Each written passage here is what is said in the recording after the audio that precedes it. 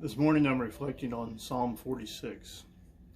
It's the psalm that we talked about on the last night that we had Refuge in Person this semester on March 12th, that day that the announcements had been made about classes going online and life looking a little bit different. I'd like to reflect on the psalm together. God is our refuge and strength, a very present help in trouble.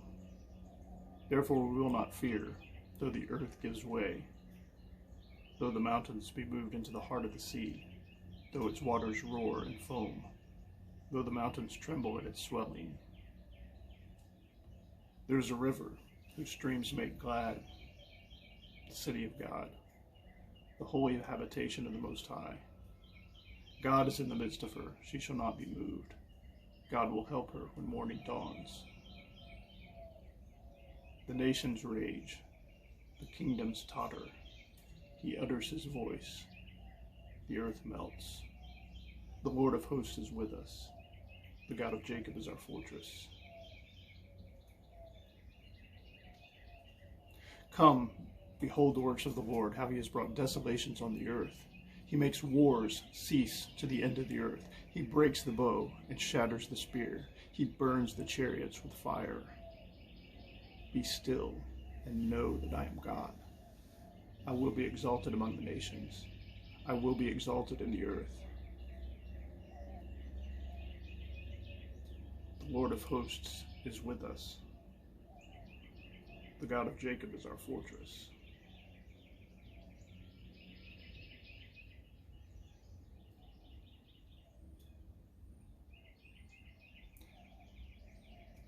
I think that psalm speaks to me about the presence of God.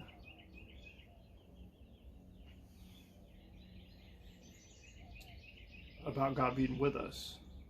The Lord of hosts is with us. That refrain comes back twice. And God's call to be still. Be still and know that he is God.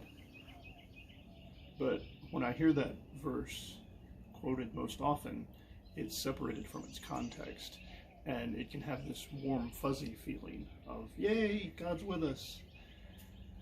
And although it is true that God's presence is important, and that's certainly part of the message, it's not only the presence of God in a warm, fuzzy feeling kind of way, and then you move on with what you were already doing. In fact, I believe it keeps us from moving on with what we were already doing. I think the psalm speaks to the power of God. There are some who think about the power of God and never think about his presence with us, and who never think of him as a personal God. But he's all of those things. He's very personal. He knows us intimately. He cares about us deeply.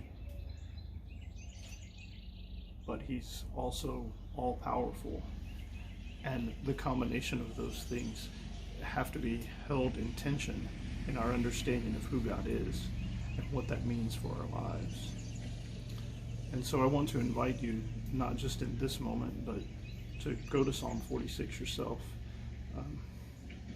Reflect on it. Let God speak to you through that.